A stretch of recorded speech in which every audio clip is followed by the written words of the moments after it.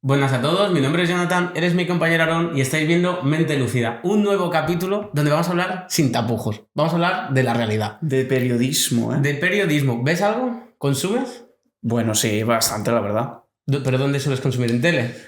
Pues consumo, por ejemplo, en el móvil que te hacen el recomendado, de podcast de noticieros que simplemente hacen como una recolección de los noticieros, de gente específica en redes sociales que sé que hace bien su trabajo. Pero televisión no ves, ¿no? Rollo Antena 3, no. Sexta, No. Está un poco anticuado. Al menos para mí sí. Pero bueno, hoy hemos traído a una experta en periodismo, que es Maffer, y nos va a explicar un poco, pues, cómo es ser periodista, porque nosotros lo vemos en la tele, pero no sabemos qué hay detrás de cámara realmente, todo este trabajo que hay. Entonces, ¿qué tal si empezamos presentándote? Dime. Bueno, pues yo soy María Fernanda González, Maffer González, como les contaba, es mi nombre, digamos, artístico, no es artístico, profesional, Maffer González, repito.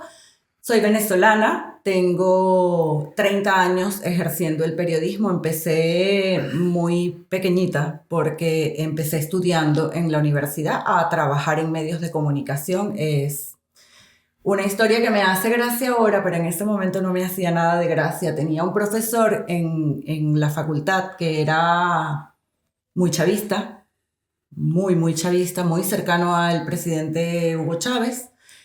Y en plan manipulación, porque le habíamos pedido que ayudara a una compañera a conseguir trabajo, me dijo, le daré trabajo a Nancy si vienes a trabajar conmigo. Y el trabajo era en Casa Presidencial, en prensa presidencial, siendo absolutamente antichavista, trabajar al lado de Hugo Chávez. Así empecé.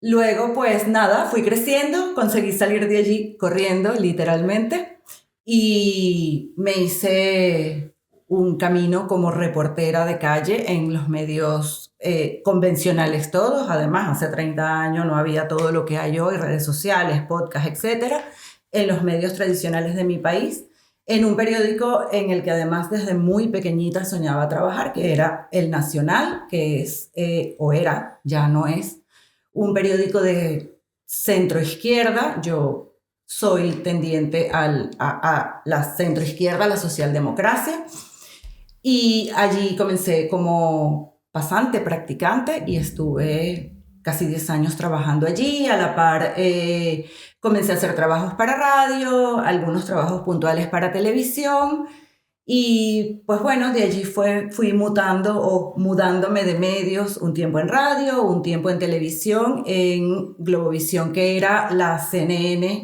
de Venezuela, de donde finalmente salí porque el chavismo compró el medio, se hizo con el medio, y pues su línea editorial, que era lo que tiene que ser un medio de comunicación confrontativo, de investigación, de buscar la verdad, que es el trabajo que tenemos que hacer los periodistas, pues pasó a ser un medio más en favor del régimen venezolano. Pues ni yo ni muchos de mis compañeros en ese momento queríamos acompañar estas cosas, y eso me abrió un camino en el periodismo digital, que es lo que he hecho los últimos años de mi vida, 20 años, que me encanta, me parece que es fabuloso, que permite hacer una serie de cosas serias de verdad, no estos titulares que vemos por allí en plan, las 10, no sé qué, para conseguir... No, periodismo de verdad, de investigación, con profundidad, con entrevistas serias, contrastando, etcétera, en medios digitales, y que además fue como la puerta de entrada, no solamente en Venezuela, en Latinoamérica en general, para todo esto que hay ahora, podcasts como este, hacer periodismo a través de redes sociales, que es una cosa que se puede hacer y que quienes lo hacen bien, lo hacen fabulosamente bien, periodistas muy serios, muy formados, con mucho trabajo de investigación, y pues aquí estamos.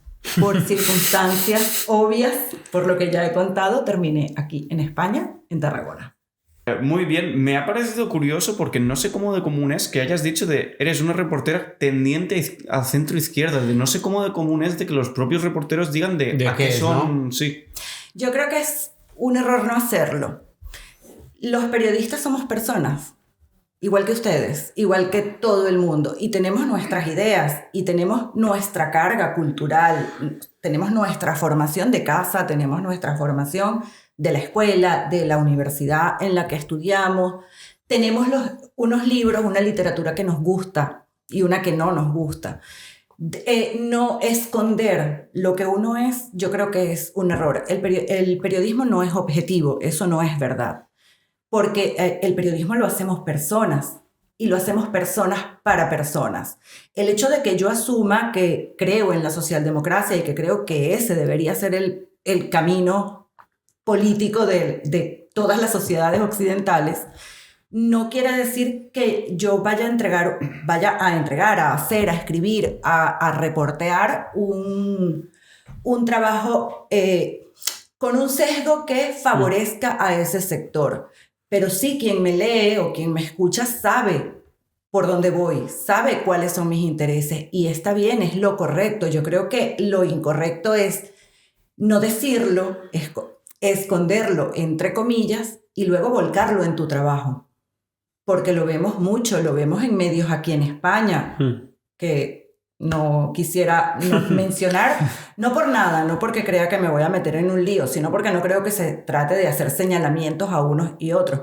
Pero lo vemos en medios aquí en España, donde los periodistas te dicen, no, yo soy periodista, yo soy objetivo, pero cuando tú lees el medio, cuando tú lees lo que está escrito allí, tú te das cuenta claramente de cuál es la posición política de ese medio. Y todos los medios tienen una posición política. En el guión que ustedes me pasaron, había una pregunta sobre esto. Es normal que los medios tengan una posición política y una posición económica, porque los medios de comunicación son empresas. Y la línea editorial la marca justamente la política y la economía. La posición de los dueños de esa empresa frente al mundo. Cómo los dueños de esa empresa ven el mundo.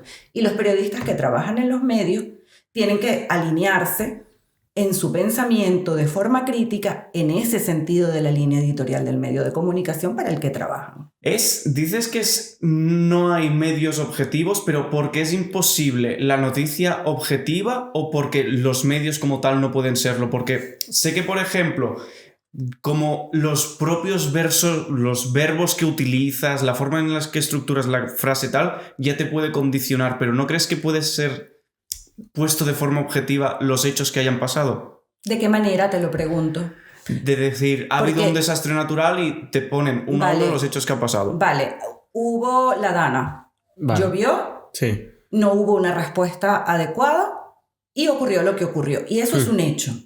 Luego, yo lo narro de una manera y seguramente tú lo vas a narrar de otra, porque tú tienes una forma distinta de ver el mundo. Entre tú y yo, la principal diferencia es la diferencia de edad. El mundo en el que tú naciste y el mundo en el que tú creciste y te has criado. La forma en la que tú ves el mundo. Por ejemplo, lo hago puntual, lo puntualizo. Tú naciste en un mundo digital. Yo no. Yo nací en un mundo que era analógico y que en el transcurso se volvió digital. Y he vivido las dos maneras, pero yo no nací en el mundo en el que tú naciste. No veo el mundo de la misma manera que tú lo ves. Tú no consumes noticias, lo acabas de decir, en noticieros de televisión convencionales, sea el que sea. Televisión española o Mediaset o el que sea. No lo haces y es natural que no lo hagas porque ese no es tu mundo. Yo lo sigo haciendo. Y para mí es importante cada mañana levantarme y darle una revisión a los noticieros de la televisión española, como era en Venezuela, como hacía exactamente en Venezuela. Le daba una revisión a los noticieros locales, nacionales, porque para mí esa era la forma, para mí esa es la forma principal de obtener la información a través de los medios audiovisuales. Entonces, ¿cómo tú? Y para mí, aunque todo esto es maravilloso, sigue siendo un mundo por descubrir, un mundo por comprender, que todavía me cuesta un poco entender por dónde agarrarlo. Entonces, tú ves los hechos de una manera y yo los veo de otro. ¿Cómo los narramos igual? Pero, o sea, yo entiendo lo que me dices, pero, por ejemplo, Pedro Sánchez, presidente del gobierno, entiendo que aquí puede ser una escala de grises de Aaron dice bien, tú dices mal, o viceversa, al revés. Pero, por ejemplo, lo que dices de la Dana, qué loco va a decir que está bien, ¿no? Yo me refiero en ese aspecto No, de... pero yo lo digo objetivo de, por ejemplo, ha habido un desastre de un terremoto de fuerza tal, las fuerzas han hecho esto, ha muerto tal, y ha pasado esto. De decir, eso no se puede narrar de forma objetiva. Eso se narra de forma objetiva porque es un hecho. Es un hecho. Bueno, pero excepto cómo actuó el gobierno, eso sí que es subjetivo, claro. allí. Hubo Aquí ya la- sí. De decir, la el gana, solo hecho de decir, o sea, la administración actuó mal, ya es condicionarlo, sí. Exactamente. Porque yo pienso que la administración valenciana actuó mal, pero hay periodistas, hay medios que no lo piensan. Hay medios que defienden el papel de masón del presidente de la Generalitat Valenciana. Entonces, ¿cómo los narro igual? El hecho objetivo es que el 29 de octubre del año pasado llovió mucho, más de lo que se esperaba, y eso generó una catástrofe, una tragedia. Pero luego, todo lo que está alrededor de ese hecho, dentro del hecho mismo y en la periferia del hecho, que hace que la tragedia sea de la magnitud que es, ¿cómo lo narramos igual? No hay manera de que tú y yo lo narremos igual. Quiero decir, a lo mejor tú y yo coincidimos en nuestra visión sobre lo mal que, a mi juicio, lo hizo la Generalitat Valenciana. Pero, ¿y si no es así, cómo lo narramos igual? ¿Me explico lo que te quiero decir? Porque el hecho es ese, pero es que ese hecho tiene unas consecuencias. Y esas consecuencias son las que hacen que no podamos narrar las cosas de la misma manera, porque las vemos de forma distinta. O sea, de que entonces, por eso a veces vemos, en plan, los mismos hechos, pero noticieros diferentes, de que uno dice una cosa y otro otra. Bueno, por eso vemos, hablando de este tema, por ejemplo, de la Dana, que además hoy es noticia porque Masón está, me parece, hablando en Europa. Me parece porque no estaba muy atenta a la información, la verdad, tengo que decirlo. Esta mañana estaba más pendiente de venir para acá. Eso me emocionaba más que lo que estaba pasando. Eso vemos que mientras hay medios que están pidiéndole explicaciones a la Generalitat Valenciana, al presidente de la Generalitat Valenciana, vemos otros medios que no, que le están pidiendo explicaciones al gobierno nacional, a Pedro Sánchez. Y tú dices, ¿y es Pedro Sánchez el que tiene que dar las explicaciones sobre este tema? Probablemente también, pero en este país la forma de gobierno implica que la persona responsable de lo que pasa en cada comunidad autónoma es el presidente de la comunidad autónoma. Quiero decir, probablemente le estaríamos cayendo encima a ella si una cosa como esa pasara aquí en Cataluña. ¿Me explico? Y no le estuviéramos pidiendo responsabilidades al gobierno nacional. O probablemente algún medio estaría diciendo que es que como estos todos son del PSOE, porque uno es nacional y el otro es de la comunidad autónoma, todos son responsables y la renuncia ya tanto Pedro Sánchez como ella. ¿Me explico en lo que quiero decir? Cada persona es natural, cada persona tiene una forma de ver el mundo y eso se plasma, se refleja en la forma en que los periodistas contamos la noticia. Quiero rescatar, la noticia es la que es, el hecho objetivo es que hubo una tragedia, pero luego está cómo cada quien cuenta esa tragedia y sobre todo las consecuencias de esa tragedia. Has dicho antes que, bueno, los medios como tal son empresas y no sé hasta qué punto los intereses no solo económicos sino también políticos entran en el lugar de las noticias. Sobre todo los políticos, los económicos muchísimo, y la mayoría de la gente piensa que solo los económicos, porque obviamente las empresas viven del dinero y los dueños de las empresas quieren tener, o sea, una persona que tiene una empresa quiere dinero, punto, no está allí por amor al arte y porque, o sea, eso no es una empresa, eso es una organización no gubernamental, una fundación o como tú le quieras llamar, pero las empresas, los empresarios quieren tener dinero, entonces los intereses económicos marcan muchísimo, pero sobre todo los políticos. Porque además los dueños de los medios, que suelen no ser periodistas, esto es una cosa interesante, suelen no ser periodistas. Algunos serán periodistas, pero la mayoría no lo son. Son empresarios, quieren poder. Y no en vano los medios de comunicación, antes los convencionales y ahora todos los que tenemos los convencionales, tradicionales y los digitales, son el cuarto poder y siguen siendo el cuarto poder. El económico, el político, el religioso y el de los medios de comunicación. Sigue siendo así en el mundo. ¿O no pensamos que poder quiere el señor Elon Musk? ¿O no pensamos que poder quiere el señor Mark Zuckerberg? Quieren poder y lo tienen además. Lo han conseguido.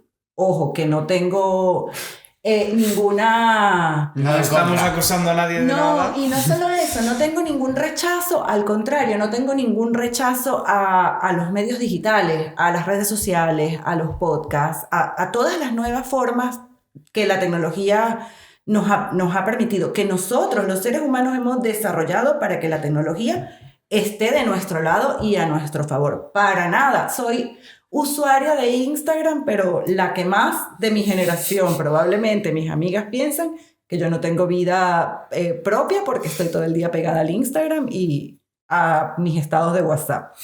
Y soy usuaria de X, de lo que era Twitter y etcétera. Pero es que los dueños de esas empresas, que son medios de comunicación, son empresarios. Quieren dinero y quieren poder. O sea, entiendo esta parte de lo que dices de empresario, pero ¿crees que acaso se puede ser empresario, tener todos estos reporteros y ser justo? Porque claro, a lo mejor también entiendo que quieren dinero, porque si hay una infraestructura, hay trabajadores y el empresario obviamente quiere crecer, pues no le queda otra. Igual que te montas, yo que sé, cualquier negocio que no sea de esto, tú lo que tienes que hacer es lo mejor para crecimiento. Entonces, ¿crees que se puede ser en este sector honesto, por así decirlo? Creo que además debería ser así en todos los sectores de la vida. Creo que las empresas, está bien, si tú tienes una empresa, tú quieres que esa empresa te produzca un rédito, pero creo que las empresas funcionan porque hay unas personas que las hacen funcionar y creo que es por eso soy socialdemócrata. Creo que lo justo es que los empresarios dieran un trato justo, correcto, adecuado a los trabajadores. Sea cual sea que cuides personas en una residencia de ancianos, que hagas zapatos o que tengas un medio de comunicación. Y los trabajadores de los medios de comunicación somos los periodistas. Debería haber un trato justo, no siempre lo hay. Y la gente suele pensar que los periodistas tenemos una vida privilegiada. Yo creo que sí la tenemos porque nos la damos nosotros mismos, porque yo creo que lo mejor del mundo mundial es estar allí y contarle a la gente lo que pasa. O sea, yo no concibo la vida de otra manera. Para mí, en mi vida diaria, cada día, venir aquí, por ejemplo, tiene una historia, tiene una razón, un porqué. Y, o sea, yo vivo así. Y los periodistas, de verdad, los que sienten el periodismo, viven así. Todo es una noticia, todo es un acontecimiento, todo, absolutamente todo. Bien, es verdad que, por ejemplo, aunque un medio de comunicación sea público o privado, es como la medicina pública o privada, que aun siendo privada, tiene financiación pública y claro, el que está en el poder es quien financia en parte al medio, ¿no? Correcto. Claro, eso afecta un montón. Eso afecta, claro, pero es que es lo que justamente es lo que venimos conversando. Por supuesto, cualquier cambio en la vida política de cualquier país occidental que funciona como funciona repercute en los medios de comunicación. Y lo vemos sobre todo en los medios públicos. Cuando cambia el gobierno, cuando gobierna el PSOE, los medios públicos enfocan la información de una manera. Cuando cambia el gobierno y gobierna el Partido Popular, los medios públicos enfocan y presentan la información, la noticia, de una manera distinta. Es natural y es normal que eso ocurra. Lo que yo creo que no debe ser es que eso repercuta en la forma de hacer el trabajo de los periodistas. O sea, tú no puedes, de ninguna manera, trabajes para el medio que trabajes, que tenga la línea editorial que tenga, dejar de hacer preguntas. Porque es que mi trabajo es hacer preguntas. Mi trabajo es hacer preguntas incómodas, que no te gustan. Y mientras más te incomode, más información le voy a ofrecer a las personas que leen o ven mi medio de comunicación, el medio de comunicación en el que yo publico. Porque además el trabajo del periodista no es satisfacer las necesidades de los dueños de los medios o de los políticos o de los empresarios o de los directores de organizaciones no gubernamentales. El trabajo de los medios de comunicación es decirle a la gente, de los periodistas, perdón, es decirle a la gente común y corriente lo que pasa. Es para la gente para quien yo trabajo. Sí, es verdad, me paga una empresa y yo necesito comer.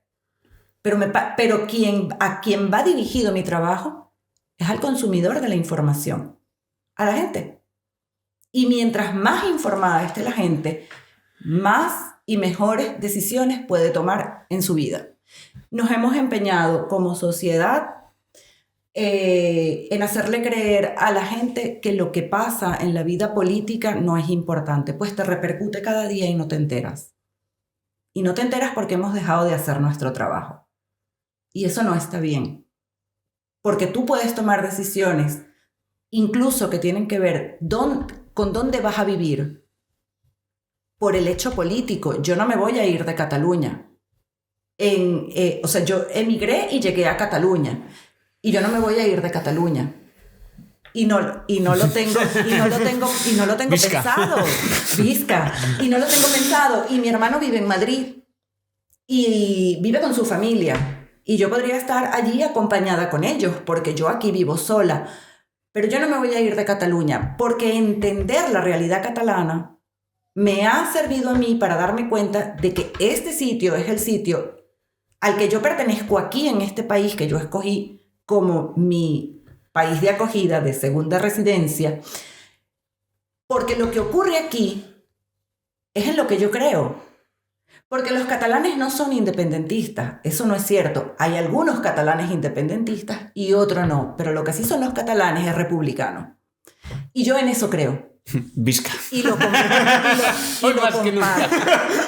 comparto. Y no podría hacer mi vida con tranquilidad, sí, seguramente con seguridad de estar en la calle y etcétera, con seguridad social, que además cuando la comparo con la de Venezuela, que no hay, pues mira, donde sea en España me voy a sentir bien, porque si a mí me pasa algo, yo voy al hospital y me atienden.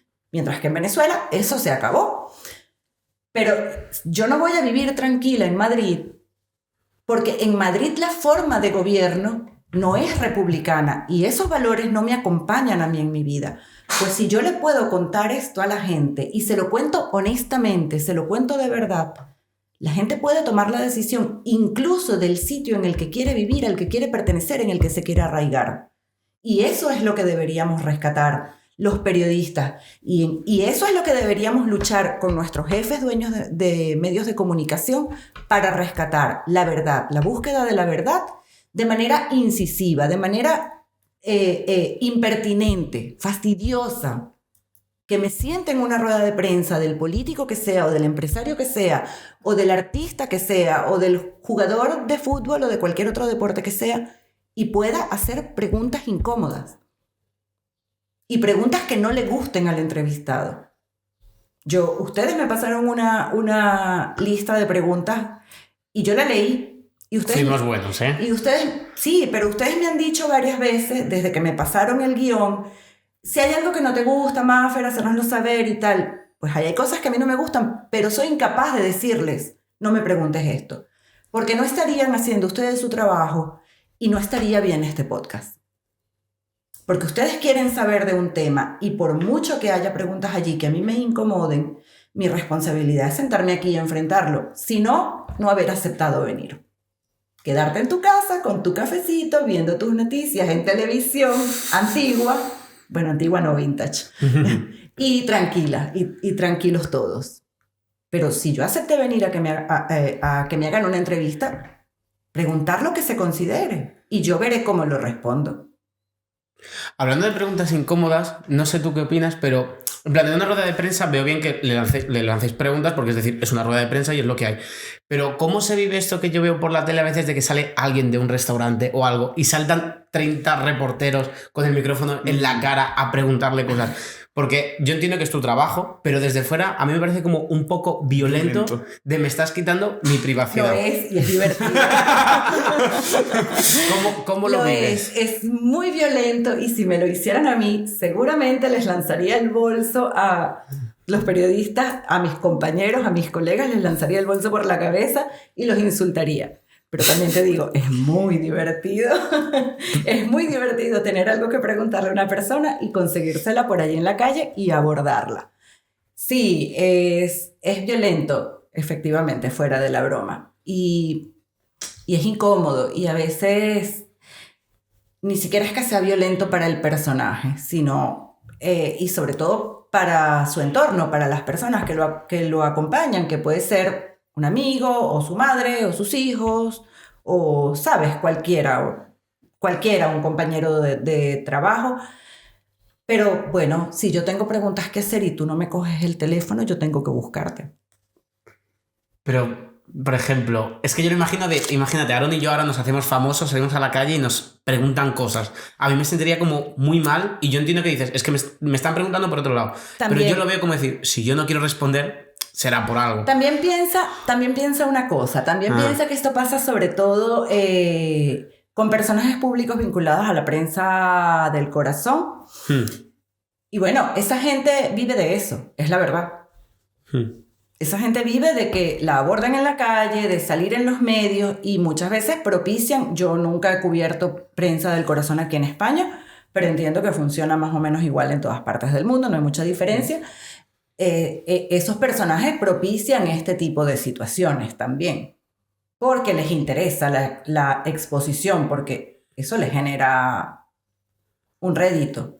Bien sea porque les permite luego vender una entrevista a un medio determinado, o porque tengo mucho tiempo que no aparezco y necesito comenzar a aparecer porque estoy preparando por allí un disco o una participación en un programa, o, ¿sabes? O voy a aparecer en una película, tal. Y muchas veces estos personajes generan este tipo de situaciones. Y también os digo que a los políticos no les importa. Pueden parecer muy que, ay, me estás invadiendo mi espacio, mi privacidad y tal. No, pero a los políticos no les importa. Los políticos saben que a esto se exponen. Y lo saben de verdad, y lo asumen sin problema. El coste a pagar, ¿no? Exactamente.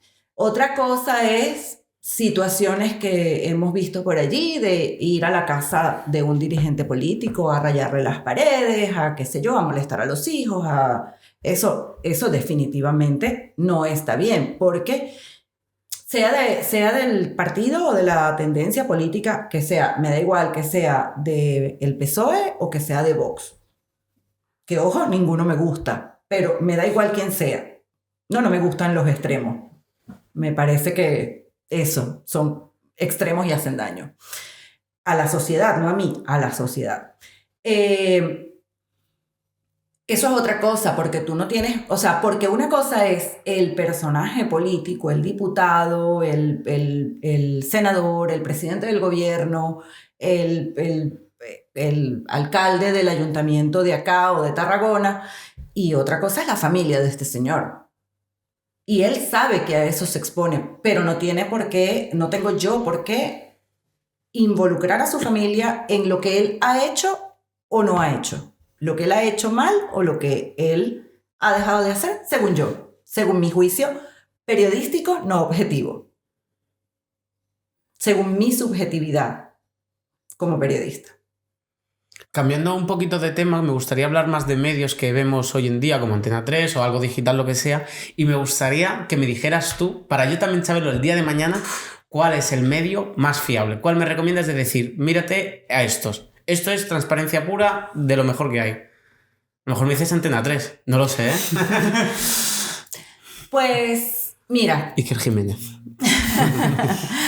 Mira, no tengo forma de escoger un solo medio. Por eso yo cada mañana me hago un repaso por los noticieros y cuando tengo tiempo por los programas de tertulia de distintos medios.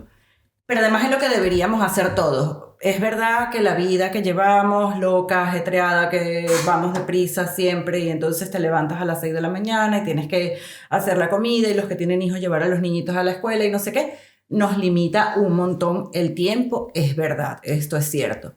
Pero lo ideal es que la gente se informe de la mayor cantidad de medios posible para que saque su conclusión.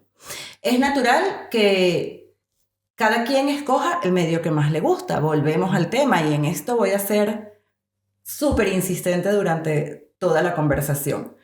Cada quien va a escoger el medio que más le gusta en función de su carga cultural, en función de cómo ha crecido, de lo que le interesa, de lo que le gusta, del personaje político que le parece que es el que lo va a llevar por el mejor camino.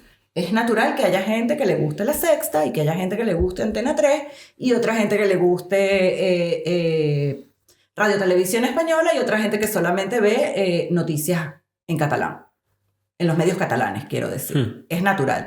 Pero lo ideal es que nos hiciéramos un repaso por distintos medios de comunicación y que tomáramos de cada uno de esos medios de comunicación y sacáramos nuestra propia conclusión.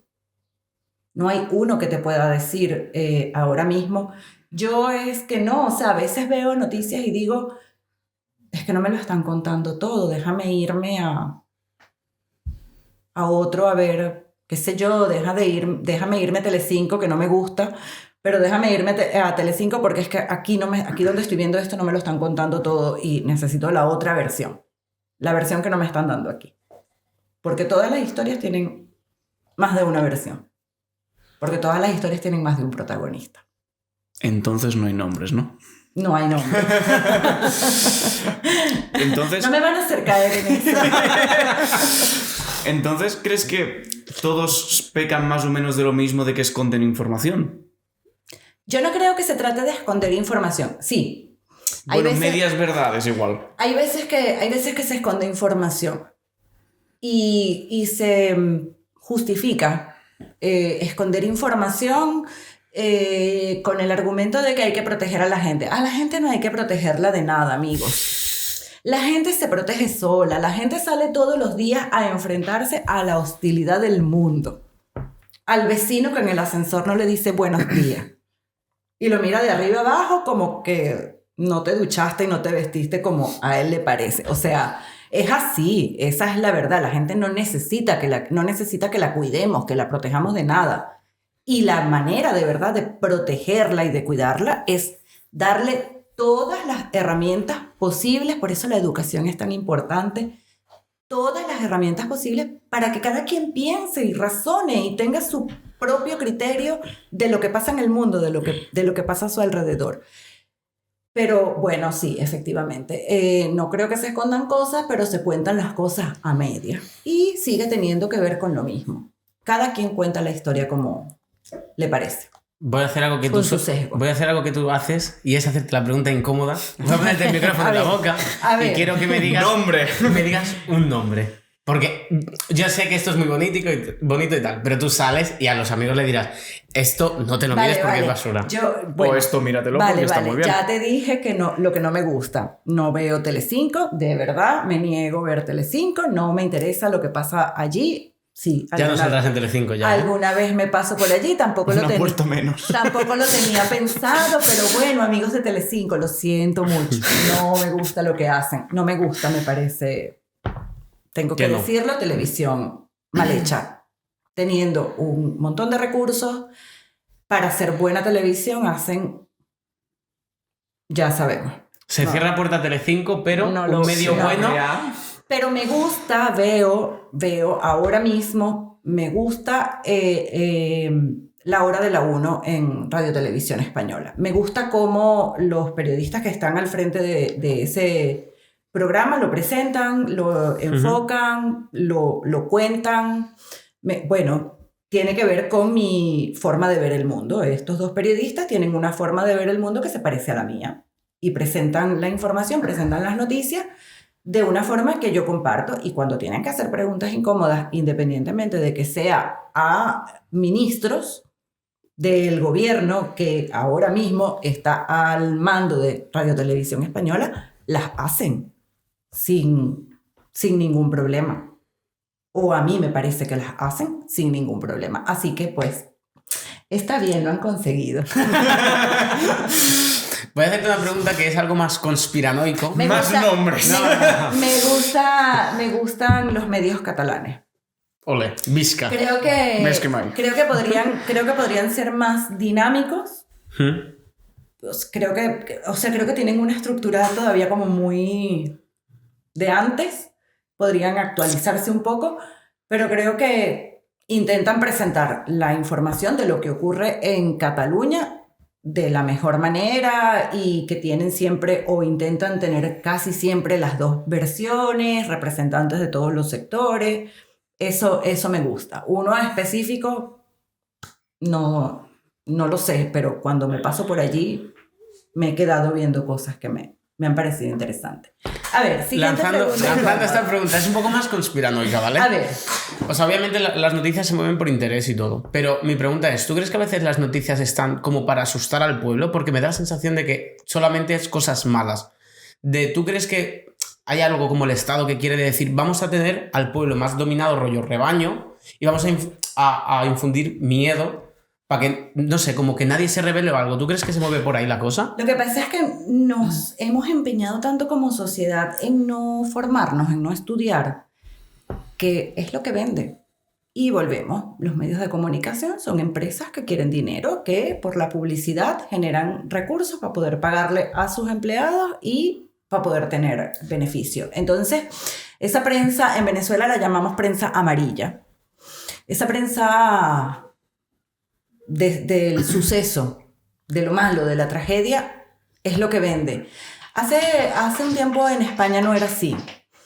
Nosotros teníamos en Venezuela y en buena parte de Latinoamérica, teníamos el periodismo español como un referente de buen periodismo. No porque no se le diera importancia y valor a la noticia de suceso que se le daba, porque tú no te puedes callar una tragedia natural, un volcán, un incendio, una dana, o las consecuencias de una dana, o un accidente grave en un tren o en una autovía. O sea, me explico lo que quiero decir, ¿no? O sea, un incendio de un edificio como ocurrió también el año pasado en Valencia. Estas cosas hay que contarlas, o sea, son graves, son importantes, son relevantes, hay que contarlas. Pero nosotros en América Latina teníamos como referente de buen periodismo al periodismo español, porque no se dedicaba solo a eso. Se dedicaba a investigar, se dedicaba a la profundidad y a la profundidad de los hechos que son realmente importantes, a la profundidad del hecho político, a la profundidad del hecho económico, a la profundidad del hecho social, de lo que la gente necesitaba, de lo que la gente estaba demandando en la calle, de la lucha de los derechos humanos, ¿no? A lo mejor vosotros no lo veis porque son de aquí, pero yo que vengo de allá, de otra realidad, y que además nos ha costado tanto como sociedades conseguir que esos derechos estén allí. No que estén escritos en la Constitución, por ejemplo, de mi país, que lo están, sino que estén de verdad, que no tenga yo que estar luchando por el derecho a la vida constantemente porque el Estado de mi país no me garantiza la vida. Aquí se hacía un trabajo periodístico que permitía que todo el tiempo la gente estuviera encima de hacer velar por sus derechos. Ahora se ha convertido mucho en ese periodismo latinoamericano del suceso y tiene que ver con qué es lo que vende, con que le hemos desenseñado tantas cosas a la gente que el suceso es grandilocuente, es impresionante y la gente lo quiere consumir. Es lo típico de que entras a las noticias y todo son cosas malas, porque claro, es lo que vende, ¿no? Y como lo dices tú, de decir, ¿hasta qué punto ya es más interés la información que el buscar el interés de la gente, sobre todo en medios que igual son privados y lo único que quieren es buscar el clic, el interés, la visualización? Tal cual, allí es donde yo creo que los periodistas deberíamos ponernos serios en nuestras vidas y decir, oye, está bien, tú como empresa quieres tener unos ingresos y necesitas vender publicidad y etcétera, ¿no? Además, para poder pagarme mi trabajo, necesitas tener un ingreso, si no, ¿cómo me pagas? O sea, si no, ¿de qué comemos? Del aire. No, no existe, no es viable, ¿no? Pero allí es donde los periodistas deberíamos ponernos serios y comenzar a exigirles a los medios de comunicación, mira, sí, ten tu espacio para ese periodismo de sucesos, no te estoy diciendo que lo dejes de lado, pero vamos a darle otro sentido. La noticia de la muerte, del feminicidio de la señora, quien sea en el pueblo que sea de este país, no puede ser solamente que su marido la mató a puñaladas, que es grave, es muy grave que en el mundo de hoy esto siga ocurriendo. Es muy grave que en estos países, que en Europa, esto siga ocurriendo. Y sigue ocurriendo en la magnitud que ocurre, además, con las cifras que ocurre. Es escandaloso. Pero la noticia no es que el hombre la mató de 7 puñaladas. La noticia tiene que ir más allá. Y tiene que ayudar a que allí haya real prevención. Yo no he visto, en Tarragona hay recientemente un movimiento que además hace un trabajo que a mí me encanta en redes sociales, se llama NOA, y es una asociación que ha conseguido la forma de involucrar al comercio local en la denuncia de situaciones de violencia de género, sobre todo en la noche, en bares, en discotecas, etc. Yo no he visto ni una sola referencia a este proyecto en los medios de comunicación, en el Diario de Tarragona. Yo soy de aquí y al menos yo no tenía ni idea. Te acabas de enterar. Sí. Te acabas de enterar. Es que acabas de meterte en Instagram a buscarlos. No hay información sobre esto. Y sí, la noticia de la chica a la que intentaron violar en días pasados es importante, pero dale visibilidad a ese proyecto de estas personas que están intentando disminuir, al menos reducir el número de casos de violencia de género en la ciudad. Para que las mujeres, que todas en cualquier momento podemos ser víctimas de situaciones como esta, sepamos que podemos acudir, a dónde podemos acudir y de qué manera nos pueden ayudar. La noticia no puede ser solo la violación, que es importante. Tiene que ir más allá. En cosas tan graves como puede ser esto, o bueno, el tema que queríamos hablar era también de desastres como tipo el COVID, ¿crees que se dice toda la verdad o también se busca solo el morbo? ¿Se quiere exagerar las cifras? ¿Se quiere censurar cosas en concreto? Con el COVID, además, o durante la pandemia, la cobertura de la pandemia, además hubo muchísimo sesgo político. Muchísimo sesgo político.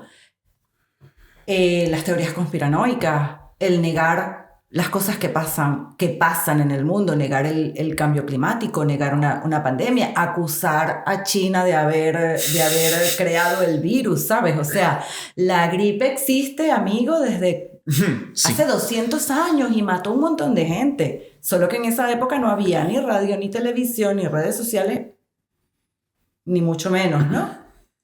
Pero, o sea, y yo no estoy...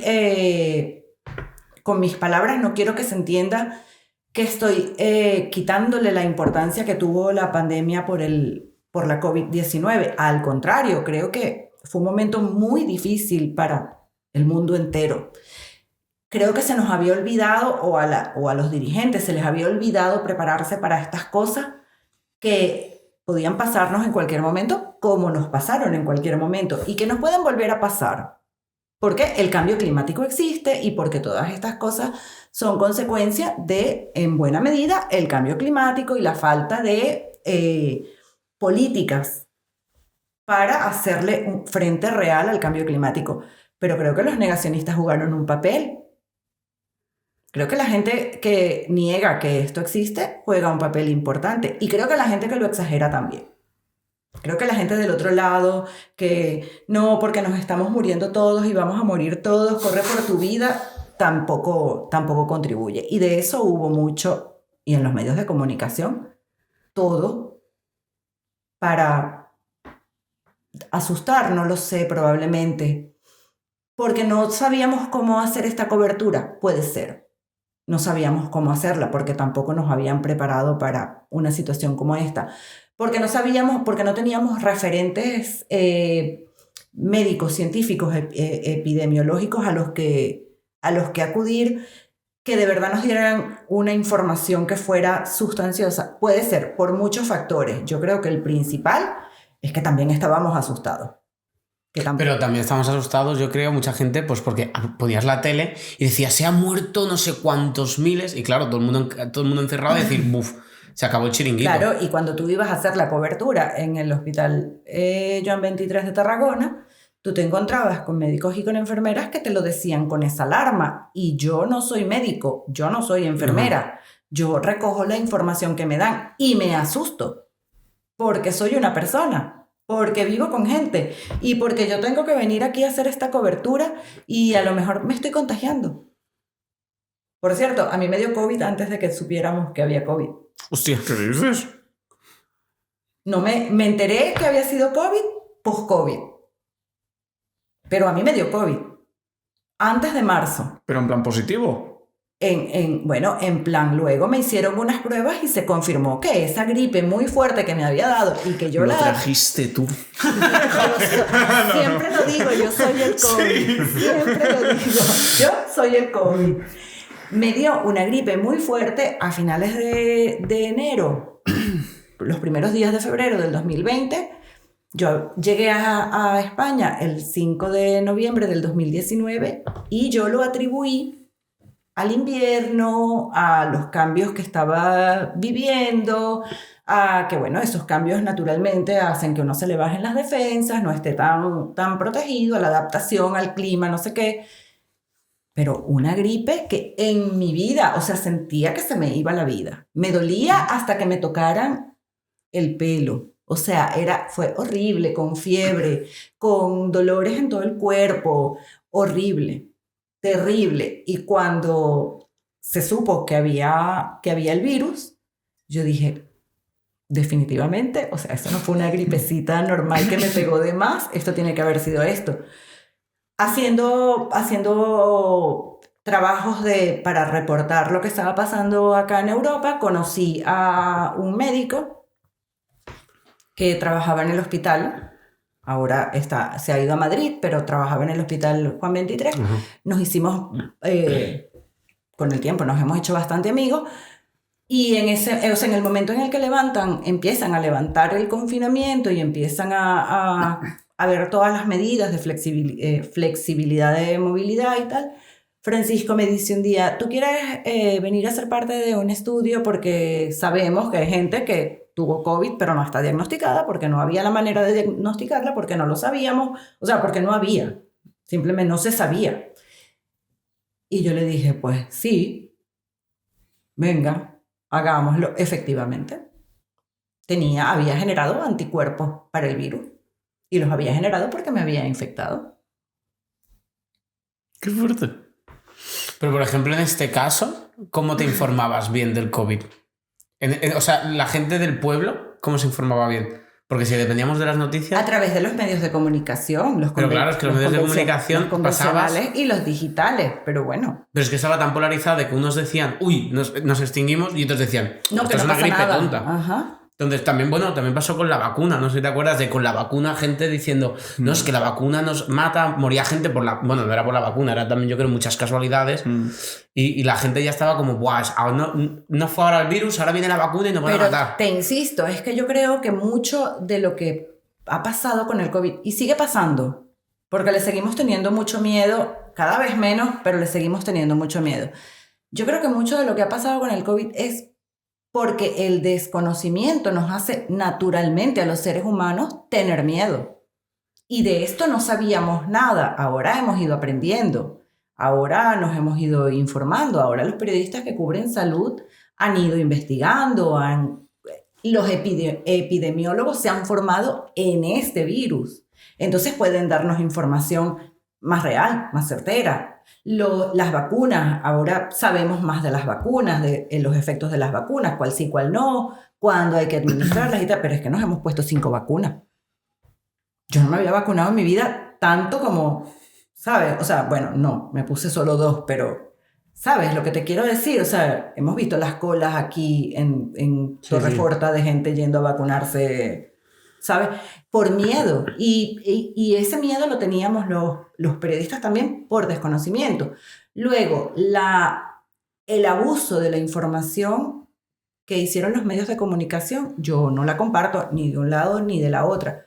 Creo que teníamos que haber sido más, o los medios, los dueños de los medios, los directores, los jefes de información, tenían que haber sido un poco más responsables con la forma en la que esa información se presentaba. Pero también estaban asustados. No estoy justificando a nadie, solo he intentado por un tiempo entender por qué actuamos como actuamos. Que todos actuamos igual, yo también. No estoy diciendo, no, es que yo no, yo también escribí reportajes, escribí información que ahora los releo y digo, ostras, pero parece que se está acabando el mundo en esto que tú estás contando, ¿sabes? Y hablando de otra catástrofe como lo de la Dana, que es más reciente, ¿qué opinas? Porque también se habló de todo, hubo un revuelo, porque luego habían reporteros que decían, Dios, la que se ha liado. Luego había otro que decía que, o sea, habían otros que salió, no me acuerdo de quién, que no quería mostrar lo que estaba pasando, que se insultó con un ciudadano, no sé si sabes un vídeo que digo, que empezó a insultar a otro porque otro le decía, no, pero muestra lo que está pasando.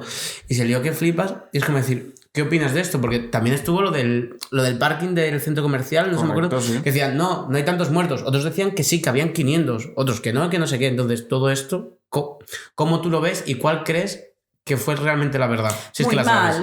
Muy mal. Bueno, la verdad no la sé en primer lugar porque ese es un hecho que no he trabajado y sí que es verdad que no me pilla lejos y podría ir a Valencia a hacer algún trabajo, pero no lo he hecho. Simplemente no he tenido la oportunidad de que me ofrezcan hacer un trabajo sobre lo que pasó en Valencia el año pasado.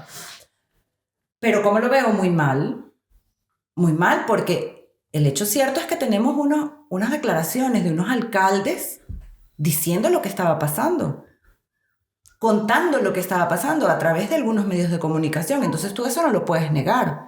Lo cierto es, el hecho es que tenemos testimonios de personas que viven allí y se quedaron sin casa y se le murió la esposa o el marido o los hijos. O cerró el negocio. O el negocio se lo llevó el agua. Muy mal. Y creo, por experiencia vivida además, cubrir esos eventos es muy difícil. Pero creo que siempre hay una buena manera de cubrirlo. Y esa buena manera de cubrirlo es enfocándote, centrándote en la gente, en lo que está viviendo la gente. La verdad de lo que pasó allí, en esos pueblos en Valencia, te la va a contar de verdad la gente. Si tú quieres saber lo que pasó allí, escucha los testimonios de la gente que vivió ese hecho. Sí, pero todos los de ahí lo pintan como horrible. ¿Por qué fue horrible? Bueno, claro, no digo que no, pero me refiero. Porque fue horrible. Y ahora te explico lo que dije antes. Porque lo he vivido, lo sé, lo digo. En Venezuela, en 1999, hubo una Dana que se llevó la ciudad de La Guaira. La ciudad de La Guaira es la ciudad donde está el aeropuerto principal de Venezuela, el aeropuerto internacional Simón Bolívar de Maiquetía, que da con Caracas. A La Guaira y a Caracas, a la capital, la separa una montaña. Pues llovió tanto y durante tantos días que la montaña del lado del mar se cayó y se llevó todo lo que había por allí a su paso, mal puesto además, porque ¿qué haces tú viviendo en una montaña con tantos ríos y caídas de agua y no sé qué? ¿Quién te dio permiso para vivir allí? Pero luego, eso lo discutimos, después lo discutimos. De momento vamos a centrarnos en que a esa gente se la llevó el río. Y mira, a día de hoy han pasado años, estoy hablando de 1999 y estamos en 2025, hay gente que no apareció, que no se supo, que sabemos que están enterrados allí bajo el lodo. Nosotros, los periodistas que fuimos a cubrir esa tragedia, caminábamos sobre los cuerpos de las personas.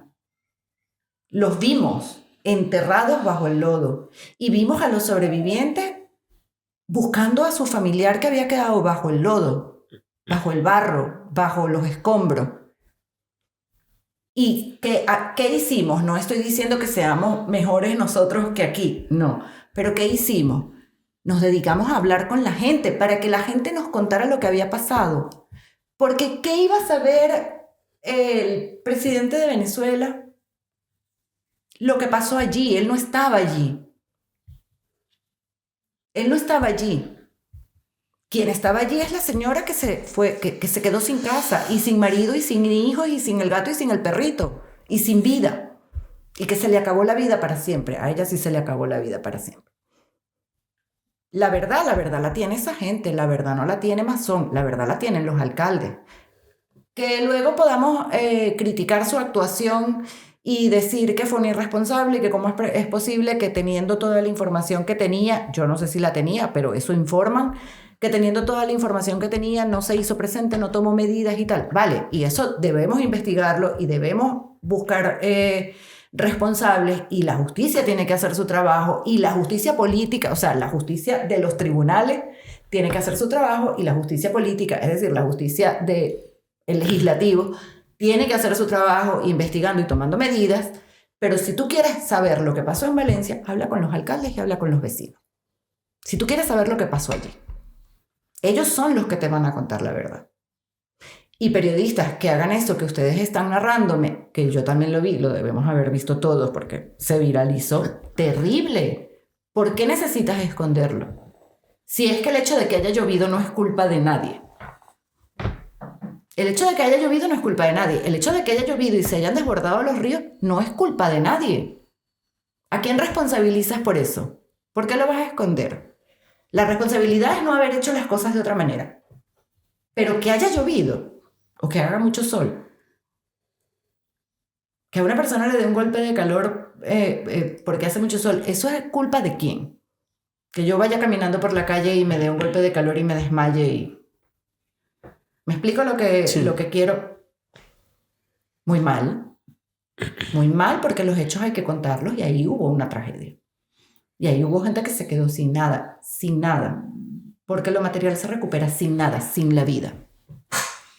Desde luego la oratoria de periodista la tienes, ¿eh? Desde luego. Eso me ha pasado antes, no sé con qué estabas hablando, pero de decir, ¿con qué cara? Pregunto yo ahora otra cosa, Pregunta ¿no? lo que tú quieras. Como que no das importancia, ¿no? Claro, de decir, ya me ha dicho el de este del siglo. No te sientas mal, tu pregunta. Cambiando de tema, antes lo hemos comentado de los influencers o gente que es medio famosilla en internet o en medios digitales que se hace... la vida de periodista, que no es periodista, no está ni... no sé si es federado o es algo así. Que no está formado, vaya. Sí, que no está formado como periodista, pero que se hace ser de periodista. No sé qué opinas de ellos. ¿Son el nuevo medio de comunicación del siglo? ¿Que solo son...? Bueno, a ver. En primer lugar, esto es consecuencia de la tecnología, de la maravillosa tecnología. Quiero que esto quede muy claro, porque la gente cree que los periodistas que tenemos casi 50 años odiamos los medios digitales. Pues no, o yo particularmente no los odio. Al contrario, creo que son una super mega herramienta, pero increíble. Y en primer lugar porque me permiten democratizar la información. Porque lo que yo no puedo contar a través del medio de comunicación para el que trabajo, porque ese medio tiene una línea editorial, lo puedo contar en mis redes sociales.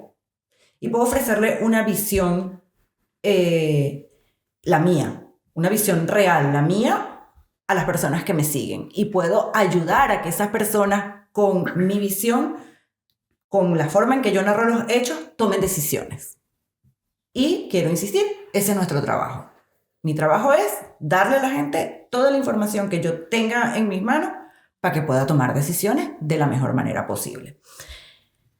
Dicho esto, pues a mí me encanta que haya mucha gente contando cosas. O sea, si no me gustara, no estaría sentada aquí. Porque la segunda pregunta después de hola, ¿cómo está? Que le hice a ustedes dos fue, ¿ustedes son periodistas? ¿Cierto, no?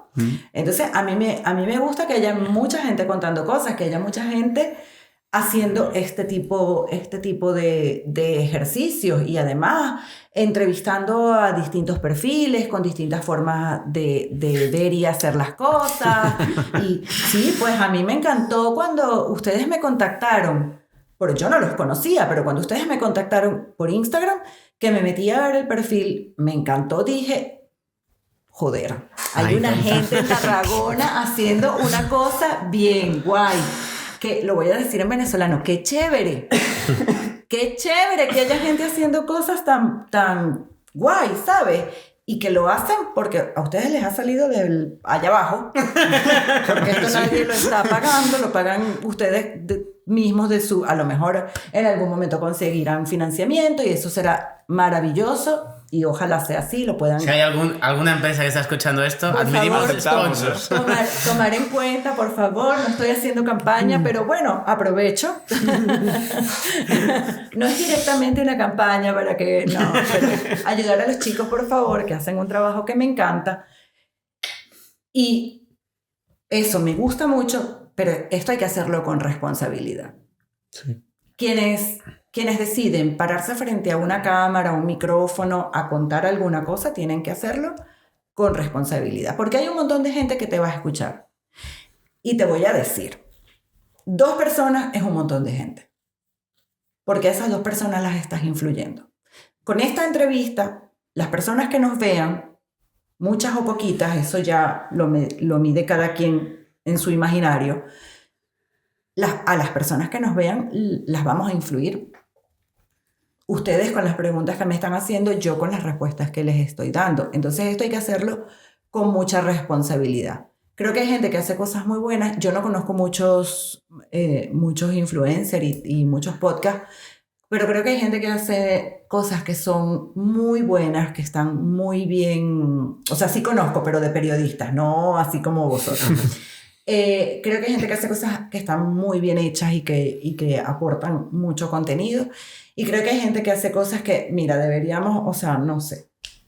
Yo no soy amiga de la censura, pero por favor, un poquito de... O sea, la gente te está viendo. Ya.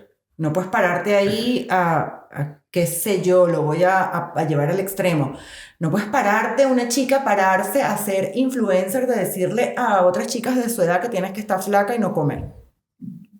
Eso es ser absolutamente irresponsable. ¿Me explico? O sea, hay un podcast que me gusta bastante que eventualmente veo, no todo porque es muy largo, la verdad, que es Wild Project. Sí. Nuestra competencia. Me suena. ¡Ostras, nuestra competencia! ¡Qué bien! Me gusta eso. Me gusta esa visión. Me gusta bastante lo que él hace, lo que ellos hacen. Es un equipo, no es solo él es la cara visible, pero me gusta mucho lo que él hace. Pero no me gusta todo. No me gusta todo porque creo que a veces se excede en situaciones, en momentos, en formas de preguntar, en formas de abordar los temas.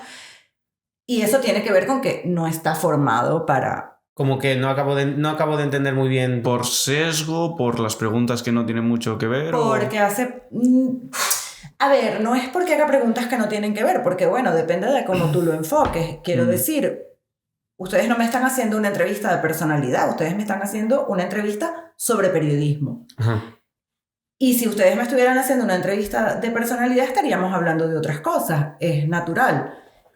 Pero, a ver, a veces siento que se desubica. O sea, o es una pregunta, o es una entrevista de personalidad, o es una entrevista al personaje como profesional, o ¿por qué me lo mezclas todo? Entonces, eso hace que se convierta, también eso hace que tenga la extensión de tiempo que tiene, porque entonces habla de un montón de temas. Y a lo mejor si me lo cortas en trocitos y me lo das digerido, yo podría disfrutarlo más. Pero me gusta lo que hace. O sea, yo lo haría de otra manera. La verdad es que no hago nada. Ah, pero tú eres una profesional, ¿eh? También te digo. No, la verdad es que no hago nada. La verdad es que puedo ser muy profesional y haber estudiado mucho y tener toda la experiencia que tengo, pero yo no tengo un podcast. O sea, también... Podrías. Pero también tenerlo y además haber hecho que se convierta en el referente que se ha convertido, tiene un valor y tiene un trabajo y además se agradece que existan buenos contenidos. Hablando de Jordi Wild, no sé si sabes quién es Noticias Ilustradas. No.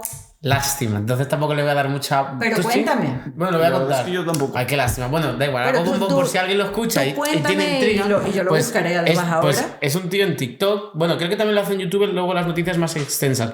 Pero es en TikTok de un tío normal que yo supongo que miraba noticias y a lo mejor diría, no me gusta cómo lo están explicando porque pues no son así. Y lo que ha cogido el tío es, las ilustra, bueno, de aquella forma rollo, dibujo literalmente de niño muy simple, lo hace como un poco animado y cuenta las cosas que han pasado. Y lo hace un TikTok de, yo creo que intentas, o sea... Y está bien, está guay. Sí, está... yo creo que... Intenta ser objetivo, obviamente pasa de... Sí, se va a lo subjetivo a veces, pero yo lo recomiendo mucho porque a mí me parece que es súper objetivo y te cuenta las cosas súper transparente, como también es en TikTok y no depende de nadie, pues dice las cosas sin tapujos. Lo que él quiere decir. Claro, súper transparente, decir, ha pasado esto y punto. La historia como él la ve y como él la percibe. Os lo recomiendo. Pues y si lo estás viendo, un saludo. Un saludo, sí. También puedes venir y te... Ojalá. Mira que me puedo volver la productora de este espacio, ¿eh? Pues mira, tú pues hablas lo buscaré, de me gusta. Me parece lo recomiendo interesante. mucho. Es un Escucha, tío... pero él es caricaturista.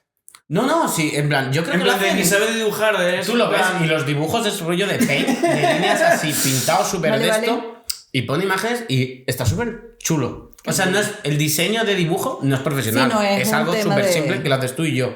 Pero oye, pues ha juntado de pues, los dibujitos estos, las noticias y lo está petando ahora mismo en TikTok. Eso, pero además, insisto, es que a mí eso me parece genial. Porque le estás llegando a una gente que de ninguna manera va a coger un periódico, a encender la radio o a poner la televisión para informarse. Entonces, o sea, su público no soy yo. Yo eso lo tengo que tener muy claro. Su audiencia no soy yo. Su audiencia es una gente que no va a agarrar los medios convencionales, ni siquiera los no convencionales que hacen información pura y dura, y se va a informar. Y si lo está haciendo de manera responsable, pues es que a mí me parece genial, me parece maravilloso, porque de eso se trata, de que la gente sepa lo que pasa. O sea, a mí me genera mucha angustia que los chicos de 20 años no les interesa consumir información. Es como que si aquello no es con ellos. ¿Me explico? Eso es para otro. Eso no es conmigo, eso es para otro, lo mío es el TikTok y, ¿sabes? Y el baile del TikTok, que no sé cómo se llaman. Eso tiene un nombre, pero yo no me lo sé. Me lo dice mi sobrino cada vez que hablamos y me dice, tía, es que tú eres muy antigua. Sí, es muy fuerte. Yo insisto en que no soy antigua, sino vintage. No me hace caso el crío de 11 años. No me hace caso. Pero esa gente le está llegando y si lo está haciendo a una audiencia que no se va a parar a leerme a mí, y si lo está haciendo con responsabilidad, es genial. Ojalá este chico que hace ese trabajo que te gusta tanto tome la decisión de formarse en el área para que lo siga haciendo dirigido a su audiencia, pero lo haga mejor de lo que seguro lo hace ahora. Ojalá tomara la decisión de formarse, qué sé yo, en dibujar, porque para dibujar no hay que saber dibujar desde que nacer con la habilidad de dibujar, o sea, eso se aprende. Si es que lo que le interesa es, ¿sabes?, la caricatura y tal. Ojalá se formara en locución, en cómo hacer entrevistas y conociera cómo se estructura una información y tal. No para que de ahora en adelante haga aquella estructura formal nuestra que nos enseñaron de la pirámide, lead, cuerpo, cola o la invertida o no sé qué tal. No, sino para que tenga las herramientas profesionales y lo pueda en su nicho hacer mejor. Eso sería lo ideal. Pues mira, tú has dicho no sé, yo digo ahora el mío. Venga, no sé si conoces a Vito Quiles. No, y me lo escribiste y lo iba a buscar ayer, pero la verdad voy a decir, yo ayer me fui de fiesta. Había Dixieland. Y punto. ¿Y lo mejor que haces? Había Dixieland en Tarragona y yo dije, mira, ¿sabes qué? Ale, para la calle. Y Pues, no lo busqué. Bueno, igual a ti te suena porque entrevista sobre todo a políticos, pero se hizo muy viral porque intentó entrevistar a Broncano, que estaba por la calle, y el Broncano estaba con el monopatín. No sé si te suena. Sí, me suena. Y es muy famoso porque hace las entrevistas en plan en la calle a la gente que se encuentra muy agresivas con preguntas muy complicadas. Y he visto que hay gente que le gusta mucho y gente que no le gusta nada, porque también la crítica es de que está muy sesgado y que igual entrevista solo a gente de izquierdas y que también incluso es tan agresivo que hasta es un poco show, un poco caricaturesco. Oye, ahora que lo dices, creo que sí debo haberlo visto porque este personaje me suena bastante. Me parece... Pues lo buscaré, tampoco lo conozco. ¿Pero entrevista a gente normal y corriente o solo a personalidades? Es más, bueno, hasta donde yo he visto de entrevista a políticos que se encuentra o va a buscarlos a ellos, que es de izquierdas y hace preguntas incómodas o muy directas. Pues me parece genial. A los políticos hay que preguntarles cosas Hay que incómodas. sacarles. A los políticos hay que preguntarles cosas incómodas, muy incómodas. Eso tiene consecuencias y tiene consecuencias importantes. En mi caso tuvo una consecuencia física y la más importante consecuencia para mí es tener que haberme ido de mi país. Pero yo no podía quedarme callada y no preguntarle a la dirigencia política de mi país las cosas que le preguntaba. Porque yo creo que la gente tenía derecho a que yo hiciera esas preguntas para obtener alguna respuesta. La que fuera, dame una respuesta. A los políticos siempre hay que preguntarles cosas incómodas. Con los políticos no se puede ser condescendiente. De ninguna manera. Esas personas están allí. Mira, el alcalde de acá está allí para responderle a la gente. Y la respuesta que le da a la gente probablemente se la da a través de los periodistas, a través de los medios de comunicación. Bueno, a lo mejor en un pueblo tan pequeñito como este, es fácil ya tocarle la puerta al alcalde, ¿no? Sé dónde vive el de aquí, ¿eh? Si queréis, ahora acabamos podcast y vamos para allí. Vamos y los saludamos y le pedimos que nos invite un refresquito, ¿no? Una cosa. Pues mira. Porque mira que es un sitio pequeño, pero en sitios más grandes, en Barcelona, ¿cómo llega la gente al alcalde? ¿Me explico? Entonces, los periodistas que van a cubrir Ayuntamiento de Barcelona o Ayuntamiento de Madrid o de Zaragoza tienen la obligación de hacerle preguntas incómodas a esos alcaldes o a los presidentes de las comunidades autónomas o al presidente del gobierno o al rey. ¿Por qué no podemos entrevistar al rey? Deberíamos poder entrevistar a ese señor y preguntarle cosas incómodas, aunque no le guste. Pues sí, claro, lo que te dirá la mayoría de la gente es que no interesa en general. ¿O sí? Pues yo creo que interesa. Claro, daría morbo. Interesa, no interesa. Yo creo que interesa, y yo creo que interesa mucho. Yo creo que en este país hay mucha gente que quiere saber cosas de esa gente que vive en ese palacio. No de su vida privada, no de cómo criaron a las niñitas y de si es verdad que la que manda es Leticia y no es eso. Eso se lo dejamos a la prensa rosa, que nos cuentan todos los días en los miles de programas que hay para hablar de ese tema y de si la reina fue bien vestida al funeral y cumplió el protocolo y la etiqueta, que ojo, yo creo que se dice mucho con la ropa. Creo que la indumentaria en los políticos es importante saber cómo y por qué se visten y eso da pistas de las cosas que hacen. Hay que estudiar mucho para llegar a eso. Aquí en Cataluña hay una periodista que me encanta, la recomiendo leerla y verla, Patricia Centeno, que lo hace maravillosamente bien. Ella tiene una cuenta en Instagram. Ella no me conoce, así que esto no es público. Ojo. Ella tiene una cuenta en Instagram que se llama Política y Moda y ella se dedica a dar formaciones para que la gente aprenda, los periodistas aprendan de comunicación no verbal, de indumentaria, y explica por qué la gente, los políticos en distintas situaciones en las que sean, se visten de una manera o de otra. No es casualidad que, por ejemplo, el candidato, sea quien sea, del Partido Republicano use una corbata roja, ni es casualidad que el del Partido Demócrata use una corbata azul. Eso tiene una significación, etc. Pero más allá de esas cosas, yo creo que aquí en este país hay gente que quiere saber cosas que hace la monarquía que no sabemos, porque son más secretos que el Vaticano. ¿No? O sea, yo creo que tendríamos preguntas que hacerle a esa gente. De lo que hacen con el dinero, ¿sabes? O sea, la monarquía me estás hablando. Sí, pero claro, a lo mejor si pasa eso, hay una rebelión. De su posición frente a la sociedad, de lo que piensan de la sociedad. O sea, yo quisiera saber si de verdad lo que se dice, que además no, esto que voy a decir no es una cosa que es que se dice con la boca chiquita, no.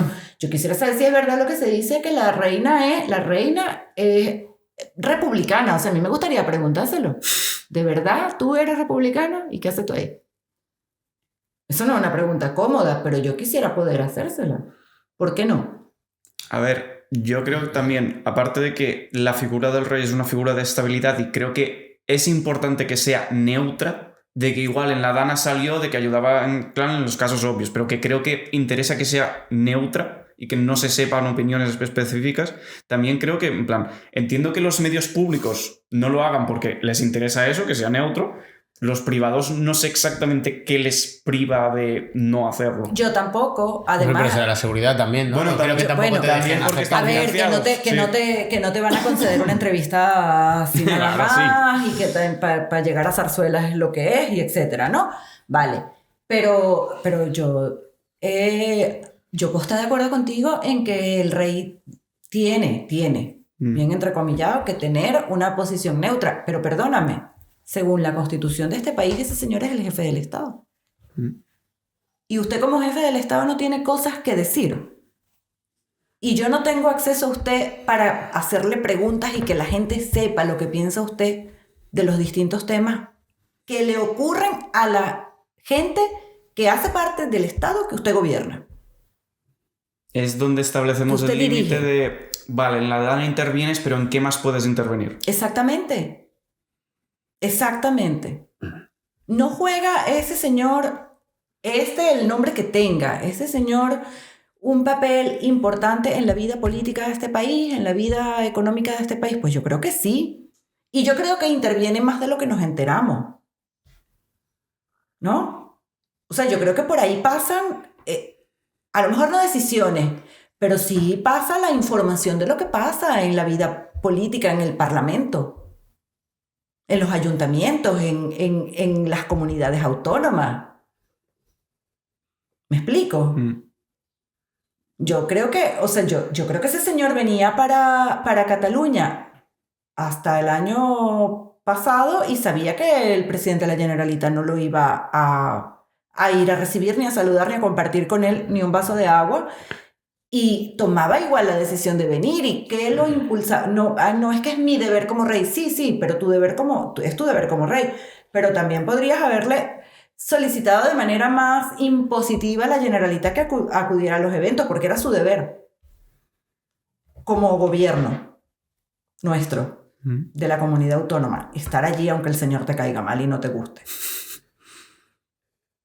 Pero este señor igual venía. ¿Y qué lo impulsaba a tomar esa decisión?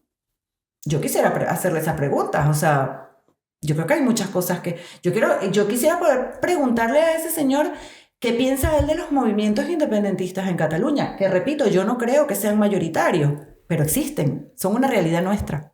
O sea, yo voy a tope contigo, pero es que yo creo que a la que hable el rey, en plan de decir, va a decir blanco y los que piensen negro van a revelar. Es que yo creo que va a ser rebelión. Van a revirar a negro, pero bueno, pero es así. Es así, o no lo viven los presidentes del gobierno. En este caso el del PSOE, pero antes el del PP. Pero yo creo que la imagen del rey tiene que ser neutra porque es como para idolatrar. No es alguien para decir, vamos a escucharlo. Pues entonces eso ya es otra cosa. Entonces eso ya es otra cosa. Eso en mi país se llama jarrón chino. ¿Cómo? Jarrón chino, está ahí de adorno. Eso es un hecho. Sí. Pero es un jarrón muy estable. Pero ese jarrón tiene la jefatura del Estado. De momento. Todavía. Cuidado que decimos. Todavía. De momento todavía la tiene. Bueno, no me querría centrar más en este tema por si acaso. Sí, para que no ocurran cosas, ¿verdad? Vamos a... Llevamos ya mucho tiempo de podcast y solo querría preguntarte un tema final que es... Ahora justamente en esta última época hay muchas guerras, muchos conflictos y me gustaría hablarte de tu opinión sobre, por ejemplo, los reporteros de guerra, de campo, que van allí a la guerra y, por ejemplo, en los conflictos de Palestina, en los conflictos de Ucrania, sobre todo en el de Palestina, han muerto muchos reporteros que están ahí. No sé cuál es tu opinión, cuál es tu propia vivencia de, bueno, has estado en Venezuela y tuviste que venir aquí también para tener más seguridad. No sé cómo vives tú el ser un reportero y tener riesgo de tu salud y sobre todo tu opinión en la gente que está en el campo directamente, en un conflicto. Yo admiro inconmensurablemente a todos los periodistas, fotógrafos, reporteros gráficos, cámaras que van a cubrir esos conflictos. Porque efectivamente ahí tú estás arriesgando tu vida. Y estás arriesgando tu vida para que la gente sepa lo que pasa. No para contar el morbo, sino para que la gente sepa lo que pasa, lo que ocurre. Cuántas personas han fallecido, lo injusto que es que esas personas fallezcan porque dos tipos no se ponen de acuerdo, no buscan la forma de entenderse, porque, para resumirlo fácilmente, por eso ocurren las guerras, porque hay dos personas que no llegan a un acuerdo y pues nos vamos a las manos.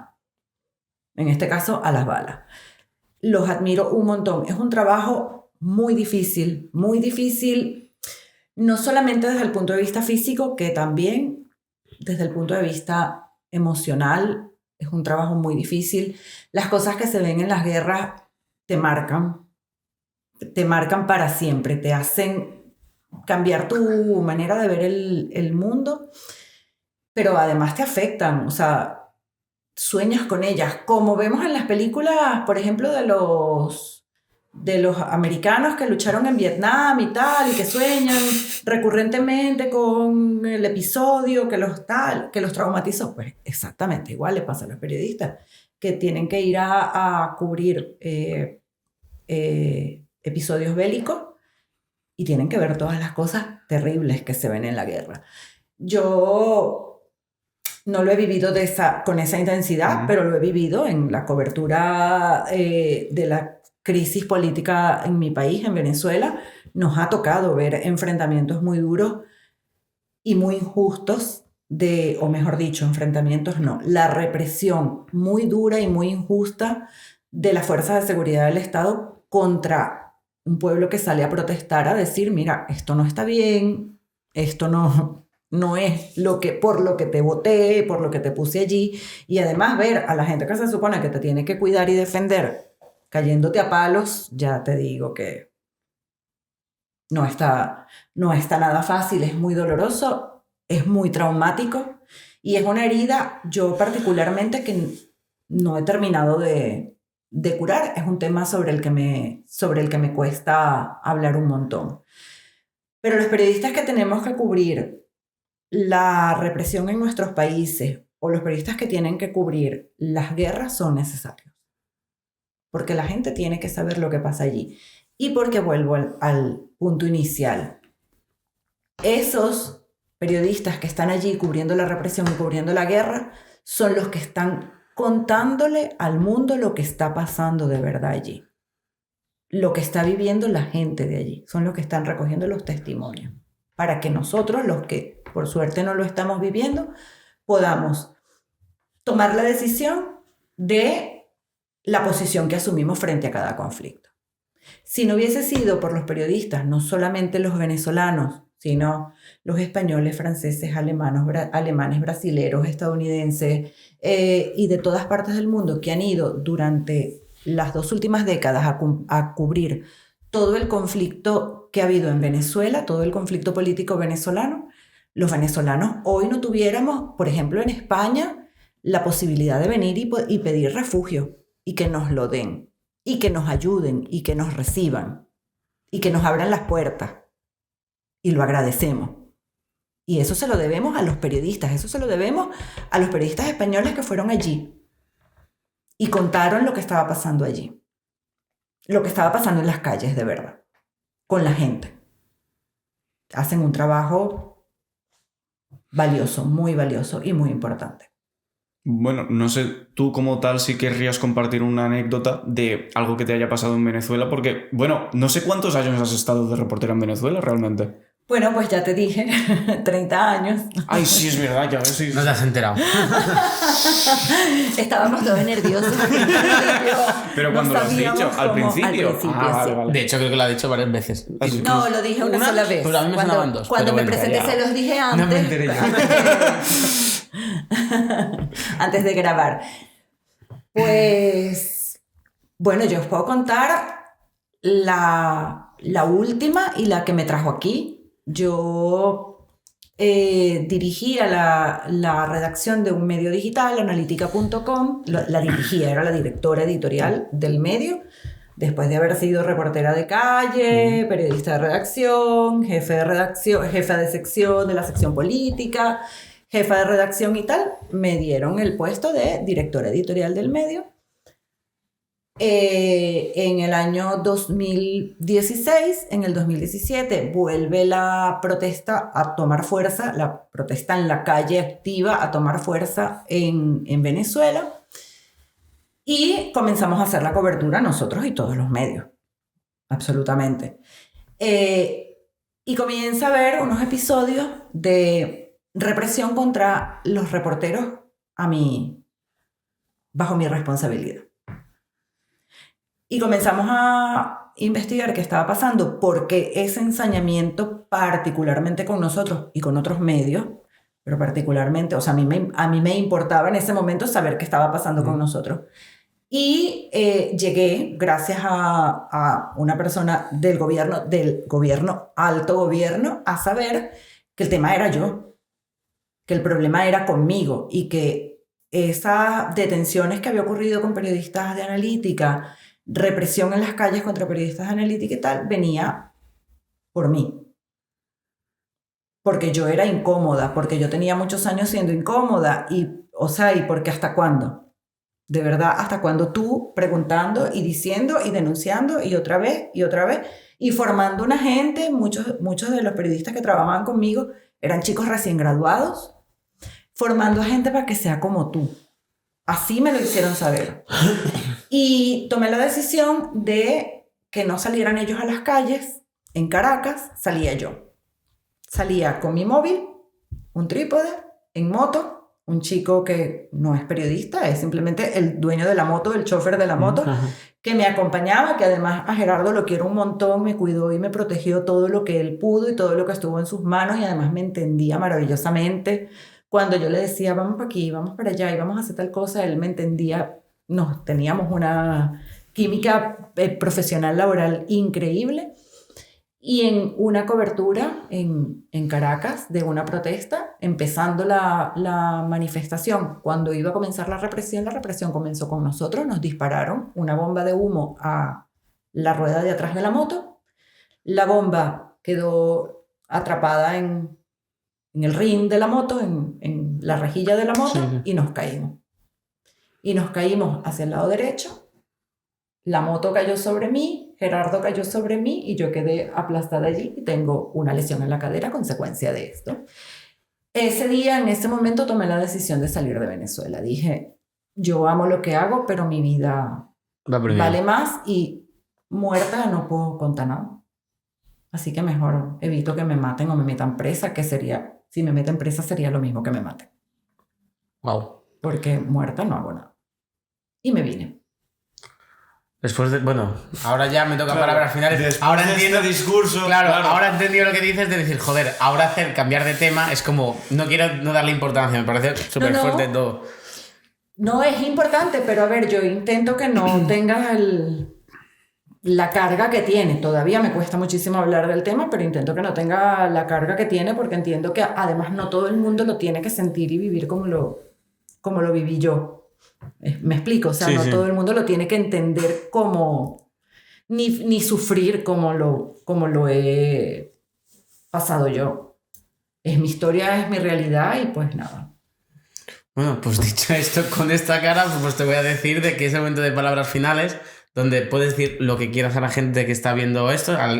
Si ha llegado hasta este punto, pues te va a escuchar y tienes que mirar esta cámara. Si quieres. Bueno, si no, miras a nosotros. Sí quiero. Quiero decirle a la gente que lean mucho. No solamente medios de comunicación, libros. Infórmense de distintas maneras. ¿Por qué? Porque esa es la única y real forma de tomar decisiones. Y dejemos de pensar, por favor, que la política no nos afecta. Nos afecta en todo, cada día. Y pues nada, que sigan viendo Mentes Lúcidas, que está muy bien y divertido. Y en la descripción estará todo lo que tú quieras. Vale. Todo lo que queráis saber de Maffer está en la descripción. Ahí lo leerán. Así que dicho esto, de verdad, Maffer, muchísimas chicos. Gracias. Muchas gracias. Igualmente, ha sido un placer, un gustazo. Tenía años que no me sentaba en una mesa, no siento que me hayan entrevistado. Ha sido una conversación. Y tenía mucho tiempo que no me sentaba en una mesa a hablar de estas cosas que además, ya lo ven, me apasionan. Hemos hecho lo que hemos podido. No somos profesionales, pero ha estado muy bien. Así que dicho esto, espero que os haya gustado este episodio. Así que poquito más, ¿no, Aaron? Hasta aquí. Nos despedimos. Visca. Así que hasta la próxima. Adiós. Adiós.